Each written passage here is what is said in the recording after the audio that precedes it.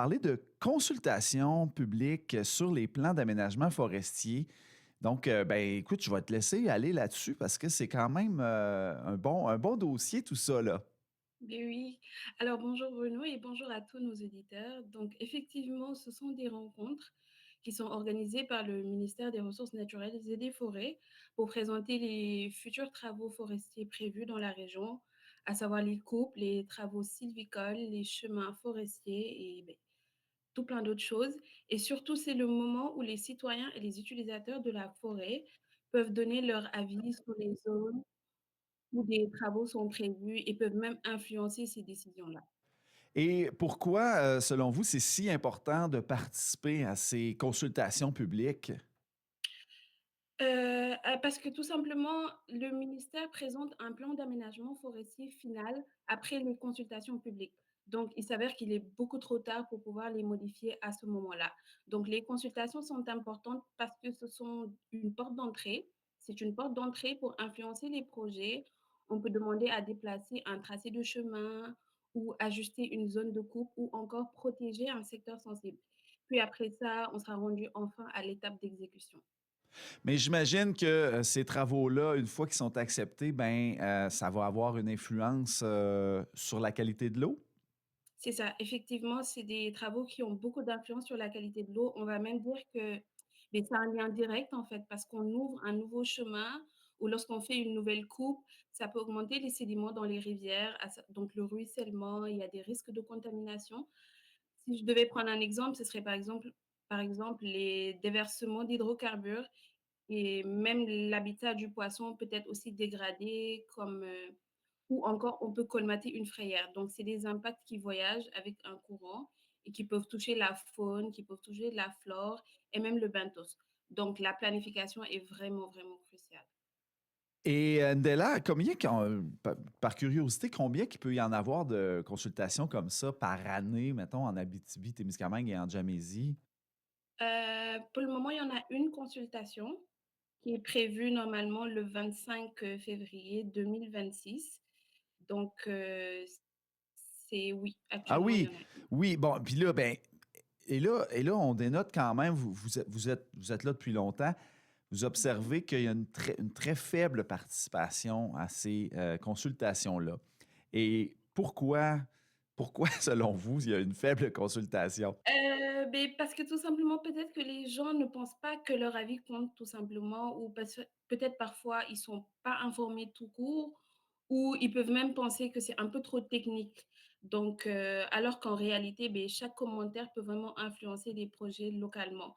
Raison pour laquelle on fait cet appel-là pour inciter vraiment les gens à participer à ces consultations-là. Ben là, on va répéter la date à la fin, ça c'est certain. Exact. Qui, bien justement, là, moi, là, animateur radio, artiste dans la vie, pourquoi j'irais à ces consultations-là, outre Mais le parce fait de s'informer, là? Mais il faut savoir que c'est des consultations qui sont faites pour tous les utilisateurs de la forêt, à savoir les chasseurs, les pêcheurs, les randonneurs, les citoyens riverains ou même les communautés locales. Parce qu'il faut savoir que la forêt, c'est pas juste une ressource, mais c'est un lieu de loisir. C'est un lieu que tout un chacun peut utiliser, un milieu de vie, un filtre naturel pour l'eau, un patrimoine collectif.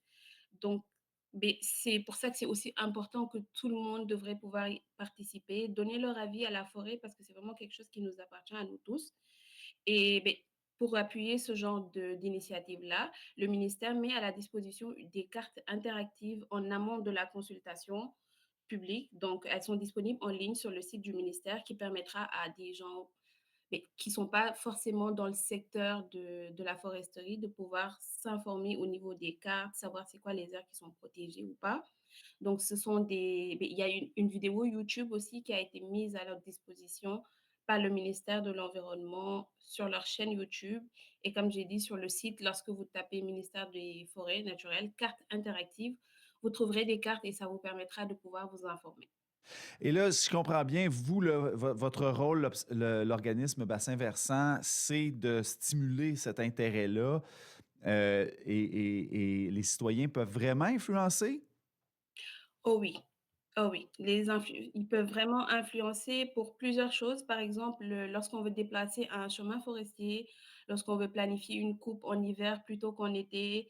Tout ça, ce sont des suggestions qui peuvent être données par les citoyens. Demander une bande riveraine mieux protégée ou encore préserver un secteur qui est utilisé, à savoir pour la pêche et les villégiateurs. Donc tout ça, ce sont des choses où les citoyens peuvent influencer, peuvent donner leur avis et peuvent pousser, pousser à la modification, on va dire.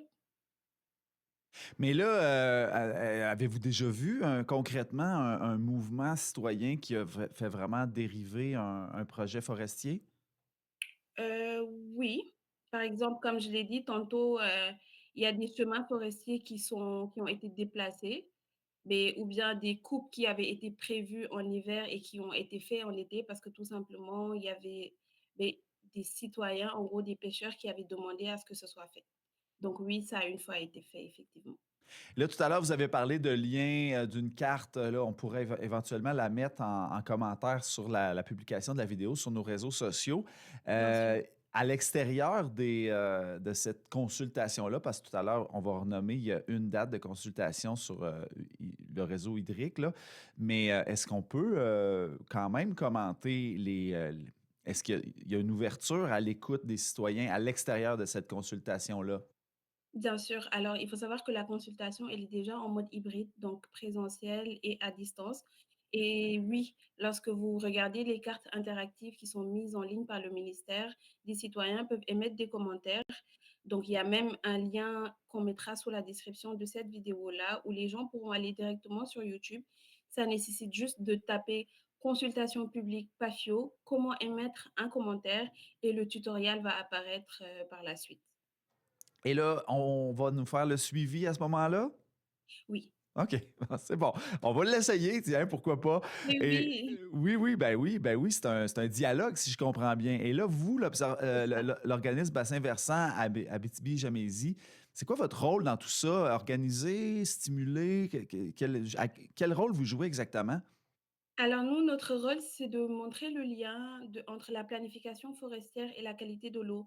Donc s'assurer que tous les projets respectent les écosystèmes aquatiques et surtout, ce qu'on est en train de faire actuellement, sensibiliser la population à l'importance de leur participation. Et donc votre intérêt, c'est qu'il soit là le 25 C'est février ça, prochain. oui. Et là, on va en reparler dans les autres chroniques certainement parce qu'on va être la série de chroniques ne sera pas encore à terme à Ouais, ce moment-là. OK. Donc, Oui. j'imagine pour vous, c'est important cette date-là. C'est ça, c'est vraiment une date super importante parce que le ministère y tient énormément parce qu'ils vont présenter quand même le plan d'aménagement forestier final. Donc, après les consultations. Donc, il s'avère que lors des consultations, beh, un plan sera déjà dressé, mais aussi l'avis des citoyens est pris en considération et ce qui va nous permettre plus tard, de devoir faire un rendu final et enfin passer à l'étape d'exécution.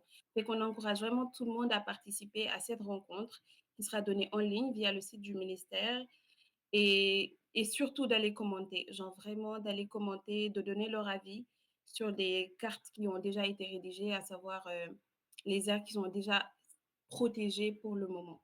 Donc on incite vraiment les gens à y participer. Une petite question avant de terminer, Andela. Mmh. Le plan forestier qui est présenté lors de cette consultation-là, on va en reparler, mais est-ce que c'est pour de nombreuses années ou c'est toujours pour l'année suivante? C'est toujours pour l'année suivante, parce que c'est vraiment quelque chose qui se fait une modification sur du long terme. Donc chaque année, le climat, il change, les temps changent, donc chaque année, on a besoin de connaître les nouveaux avis, s'il y a des chemins à améliorer parce qu'on ne sait pas, comme on dit, de quoi demain est fait. Donc là, actuellement, on prévoit le plan 2026 et en 2026, il y aura encore une autre rencontre pour prévoir le plan de 2027 et ainsi de suite. Fantastique. Merci beaucoup pour Et ces explications-là, Andela, encore une fois ce merci à matin. vous. Merci à toi et merci pour l'invitation et on vous incite encore une fois vraiment à les visiter. S'ils ont des questions aussi, ils peuvent nous écrire. Alors, sur www.obvaj.org, nos coordonnées sont disponibles en ligne et on sera prêt à répondre à toutes les questions. Fantastique. Merci beaucoup. Puis on se retrouve dans une prochaine chronique. Joyeuse fête. Merci, joyeuses fêtes à toi aussi et joyeuses fêtes à tous.